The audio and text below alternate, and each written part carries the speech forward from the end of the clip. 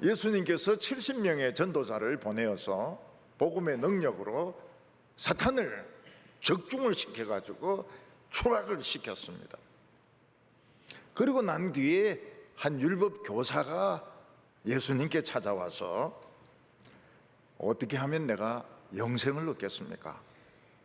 어떻게 하면 영생을 얻겠습니까?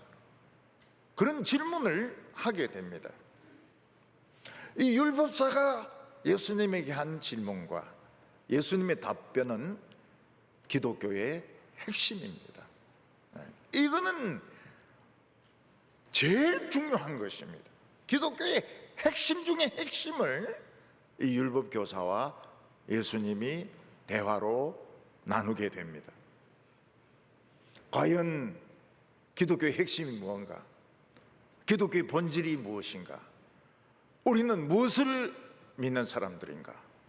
옛날에 선교한 사람들은 무엇을 위해서 선교했는가? 오늘 핵심인 겁니다. 오늘 첫 번째로 예수님은 영생의 길이 있다고 말씀하셨습니다. 우리는 유감스럽게도 사람이 죽은 뒤에 어떻게 되는지 모릅니다. 사람이 죽으면 시신이 부패하기 때문에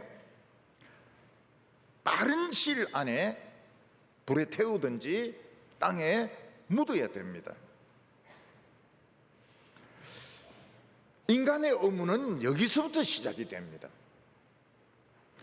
인간의 운명은 죽으면서 끝나고 없어지는가? 표봉이 무라 이래 이야기했는데 진짜 뭔가? 우리는 죽었던 사람들이 세월이 지난 후에 땅을 파고 막 기어 올라오는 걸 본 적이 없습니다. 무덤이 갈라지면서 사람이 살아나는 걸 본 적이 없습니다. 사람이 죽으면 다 땅에 묻히고 없어집니다. 우리가 보는 것, 우리가 확인할 수 있는 것은 죽으면 썩어서 없어진다는 것까지입니다.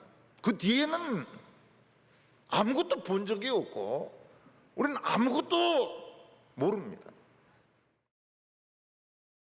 그런데 놀랍게도 죽었는데 시체가 안 썩는 사람이 있었습니다. 한 명이 있었어요. 시체가 안 썩어요. 시체가 안 썩을 뿐만 아니라 그 죽었던 사람이 덜 죽은 게 아닙니다. 완전히 죽었던 사람이 죽음의 세계에서 죽음을 이기고 살아서 왔습니다. 딱 한 명 있어요. 딱 한 명. 예수님은 죽었는데 시체가 안 썩었습니다.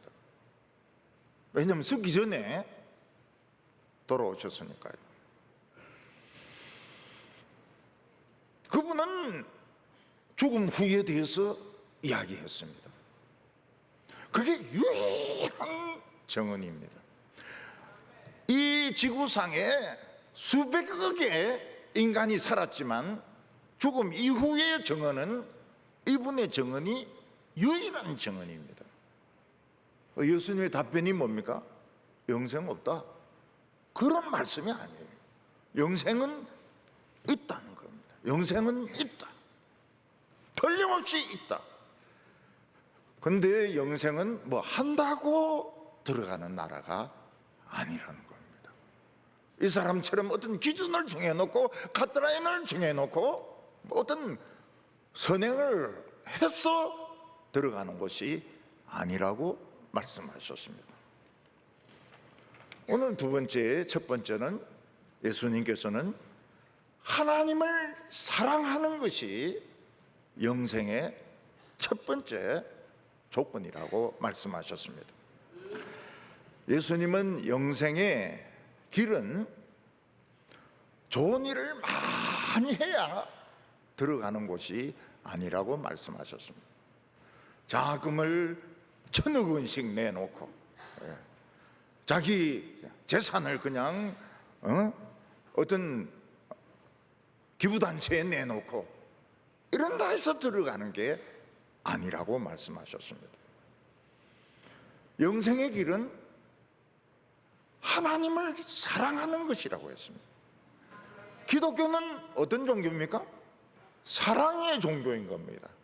봉사의 종교, 뭐 다른 것을 다 떠나서 사랑의 종교랍니다. 사랑의 종교. 나에게 생명을 주신 하나님께 사랑하는 것, 이것이 영생의 길의 첫 번째 조건이라는 겁니다.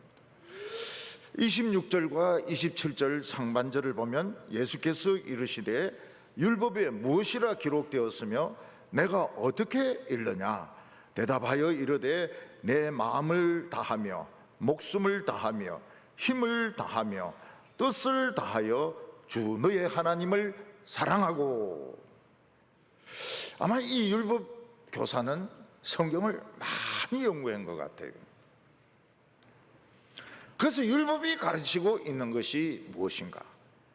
마음을 다하고 목숨을 다하고 힘을 다하고 뜻을 다해서 하나님을 사랑하는 것이라고 대답을 했습니다. 근데 여기서 제일 어려운 문제가 생깁니다. 우리 하나님 사랑하고 싶어요. 근데 하나님은 안 보입니다. 아니, 안 보이는 사람을 어떻게 사랑합니까? 눈에 보이고 뭐 만져지고 이래야 뭐 사랑을 하든지 말든지 하지, 눈에 보이지도 않고 있는지 없는지도 모르는 그런 하나님을 어떻게 사랑합니까?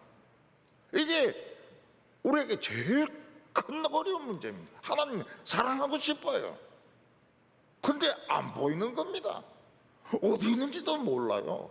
있는지조차도 모르는데 그런 분을 어떻게 사랑합니까? 우리는 하나님을 보지 못했습니다. 그런데 하나님의 음악을 들었습니다. 그 하나님의 음악이 뭡니까? 우리입니다. 우리는 하나님의 화면을 봤습니다. 그 화면이 뭡니까? 우리 모습입니다. 이 세상에 우리 인간들처럼 멋있게 생기고, 그리고 그 음폭과 음의 다양함과 아름다움과 이걸 따라올 수 있는 피조물이 없습니다. 얼마나 아름다운 소리를 낼 수 있는지 몰라요. 음폭이 고음에서부터 저음까지, 그리고 아주 소리가 아름다고요. 얼굴도 너무너무 잘생겼습니다.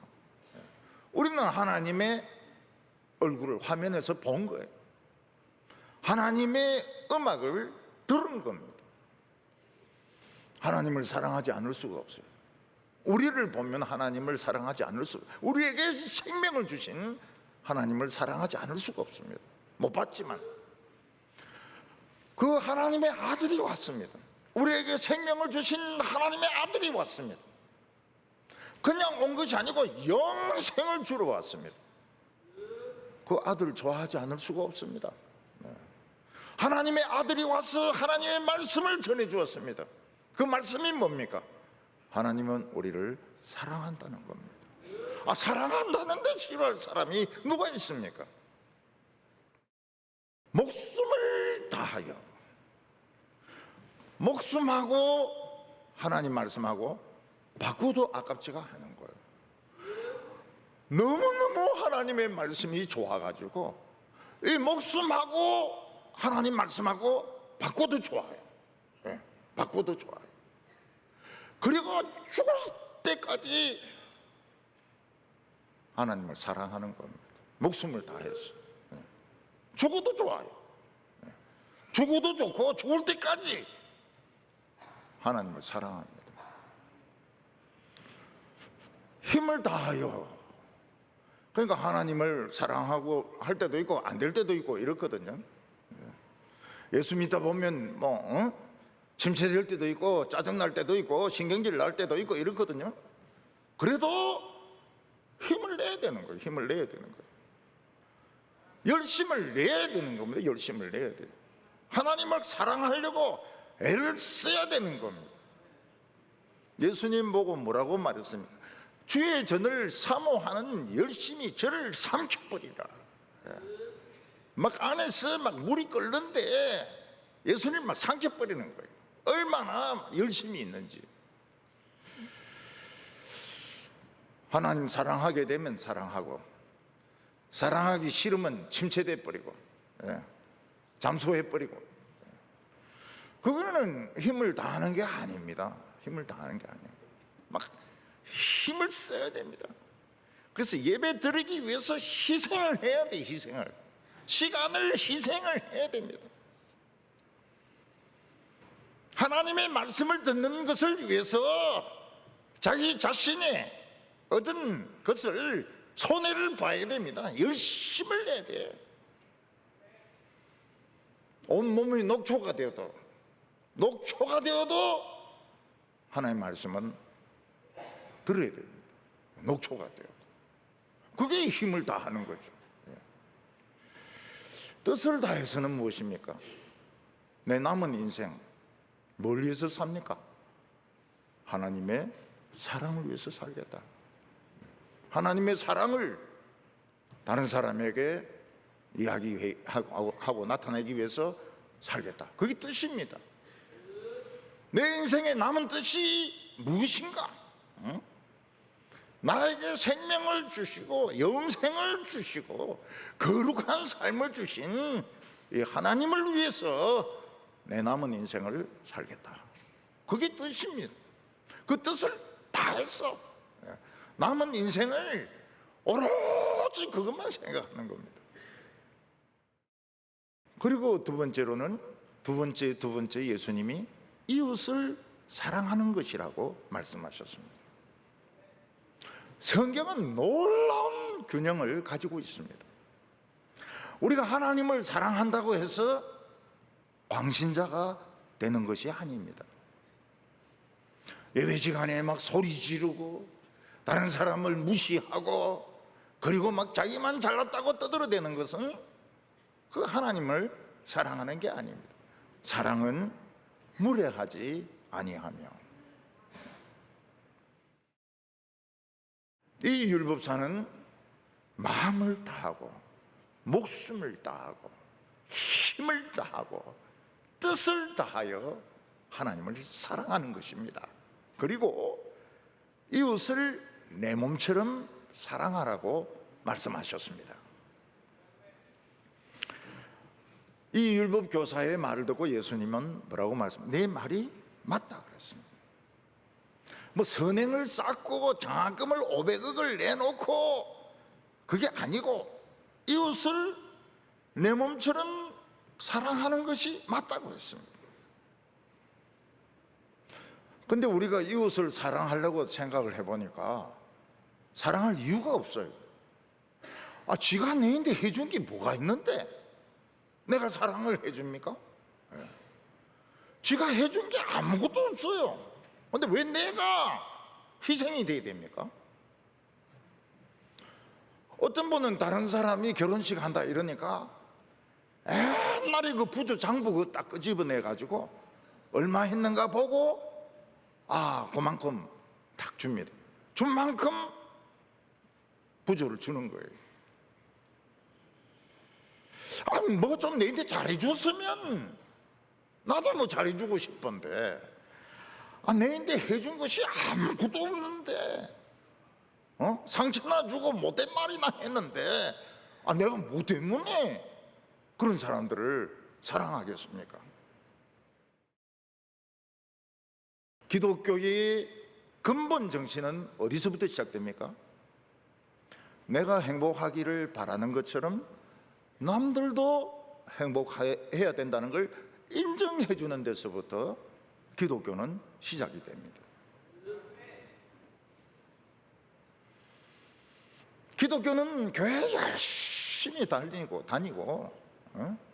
그리고 막 회의하면서 싸우고 그런 거 아니에요. 그거는 영생하고 아무 상관없습니다. 다른 사람의 행복을 인정해 주는 거예요. 저 사람도 행복해야 된다. 저 사람도 멋진 사람하고 결혼해서 행복하게 살아야 된다. 저 사람의 지금 형편을 존중해 줘야 된다. 함부로 비판하고 함부로 욕을 하고 그럴 게 아니고 존중해 줘야 된다. 그게 영생이라는 거예요. 하나님은 무조건 우리에게 슈바이츠 박사가 되라고 말하지 않습니다. 전부 다 교수직 그만두고 아프리카에 가서 양계장 뜯어 고쳐가지고 병원 만들어서 환자를 돌봐주라고 요구하지 않아요. 하나님은 우리 모든 사람들이 테레사 수녀같이 인도에 가가지고 한센 환자들 돌봐주라고 말하지 않습니다. 하나님은 우리 모두가 헨리 나우엔처럼 하버드 대학교 교수직을 사표내고 지적장애인 공동체에 가서 살아라고 말하지 않습니다. 뭐 그런 사람도 있죠. 근데 그렇게 하라고 요구 안 합니다. 복음송 중에 당신은 사랑받기 위해서 태어난 사람, 그런 복음송이 있습니다. 우리는 전부 사랑받기 위해서 태어난 사람입니다. 나이 드신 어른들은 존경받기 위해서 어른이 된 겁니다. 노인들은 다 존경받을 권리가 있어요. 장애인들은 2배나 사랑받으라고 하나님이 세상에 보내신 겁니다. 비장애인보다 갑절의 사랑을 줘라는 거예요. 내가 편하면 남이 불편할 수 있습니다. 그거는 예수 믿는 게 아니에요. 그거는 우리 교회는 학습 세례식 마치고 나서 전체 사진을 안 찍습니다. 전체 사진 찍으면 참 좋아요. 그렇지만 안 찍습니다. 개인이 알아서 찍으라 그래요. 그리고 빨리 가서 차 빼라 그럽니다. 왜냐하면 전체 사진 찍는 동안 밑에서 씩씩거리면서 기다리고 있는 사람들이 많이 있거든요. 차가 안 빠져가지고. 그거는 사랑이 아니라고요. 아무리 학습 세례식 사진 막 웃으면서 잘 찍어도 그건 사랑이 아니라, 밑에서 지금 차 빠지도록 기다리고 있는 사람 빨리 가서 빼주는 게 이게 사진보다 나은 것이지, 막 웃으면서 사진 찍어가지고 막 앨범에 집어넣고 뭐 교회 역사에 집어넣고, 그건 사랑이 아니죠. 무례한 것이죠. 우리 교회는 대형 버스를 사서 새벽기도 돌지 않습니다. 만약 우리 교회가 대형 버스를 사가지고 돌리면 어떻게 됩니까? 작은 교회에 있는 교인들 우리 교회에 다 옵니다. 그래서 우리 교회는 아예 대형 버스를 사지를 않습니다. 앞으로는 또 어떨지 모르죠. 좌우간 사지를 않습니다. 왜냐하면 딴 교인들이 오거든요. 동부교회로 오거든요. 이건 사랑이 아니라고. 우리 교회는 교인들이 한 2만 명 들어갈 수 있는 큰 예배당을 지어가지고 꽉꽉 채우고 교회가 부흥되었다고 말하지 않습니다. 왜냐하면 큰 교회가 생기면 교회가 30개에서 100개 이상 없어집니다. 서울도 마찬가지입니다. 그 유명한 교회, 그 좋은 교회 그 하나 생기면 옆에 있는 교회들 30개에서 100개 정도, 어떤 경우는 300개 정도 없어집니다. 그건 사랑이 아닙니다. 그건 사랑이 아니고, 그건 부흥도 아니고, 그렇게 하지 말아야죠. 그렇게 하지 말아야죠. 기독교는, 영생은 뭡니까? 영생은 죽어서 가는 게 아니고 여기서부터 시작이 되는 겁니다. 남도 행복할 수 있다는 것을 인정할 때 이미 영생이 들어와 있어요. 사망이 없습니다. 다른 사람을 불편하게 해서는 안 됩니다. 다른 사람을 화나게 해서는 안 됩니다. 다른 사람의 눈에서 피눈물을 흘리게 하면서 자기의 유익을 구해서는 안 됩니다. 예수님은 율법교사에게 이렇게 말씀하셨습니다. 이르시되 내 대답이 옳도다. 이를 행하라. 그리하면 살리라 하시니, 우리가 다른 사람을 내 자신처럼 배려해주면 감동이 생깁니다. 나에게 잘해줄 이유가 없는데 저리 잘해주는구나. 감동이 생겨요. 그 감동이 뭡니까? 살아있다는 증거입니다. 피가 흐르고 있어요. 피가 흐르고 막 계산기 돼가지고 막 죽은 겁니다. 죽은 거예요. 기독교는 감동이 있어야 됩니다. 근데 딴 사람을 그렇게 배려해주면 피가 흐릅니다. 살아있어요. 살아있는 성도, 살아있는 교인이 되는 겁니다. 이 율법교사는 알기는 알았지만 이게 영생의 길인 줄 모르고 안 하고 있었습니다. 그때 예수님은 하라 이렇게 말씀했습니다. 네가 지금 알고 있는 것을 하라. 그게 영생이다. 하는 즉시 너는 영생 안에 들어가게 된다. 죽음은 없어지고 멸망은 없어지고 영생 안에서 너는 영원히 살아가게 된다고. 예수님은 우리가 죽기 전과 죽은 후가 별개의 것이 아니라고 그랬습니다. 불연속선이 아닙니다. 그냥 쭉 가는 한 길이, 죽기 전하고 죽고 난 뒤가 그냥 쭉 한 길입니다. 단지 더 큰 영광을 향하여, 더 큰 행복을 위하여, 더 큰 축복을 향하여 막 달려가는 것이죠. 우리가 하나님의 말씀을 내 생명처럼, 내 생명과 바꿀 정도로 내가 죽는 최후의 순간까지 하나님의 말씀을 붙들 때 영생에 들어와 있는 겁니다.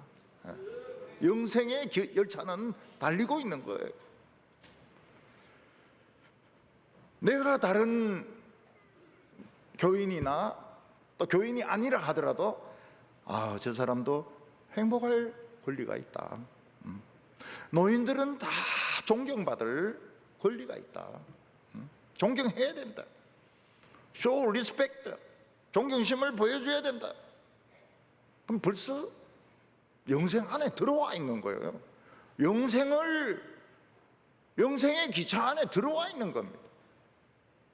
할머니라고 해서 무시하고, 할머니라고 무시하고, 할아버지라고 해서 무시하고, 돈 없다고 해서 무시하고, 그리고 막 어떤 데는 막 돈을 막 갖다 붓고 못 들어갑니다. 생전 못 들어가요. 기독교는 사랑의 종교입니다. 예수님은 뭐라고 말씀하셨습니까? 거기는 윤회 같은 거 없어. 연옥 같은 거 없어. 지금 결판 나는 거라고. 우리가 하나님을 내 마음을 다하고 목숨을 다해서 사랑하면 하나님 우리를 책임져 주십니다.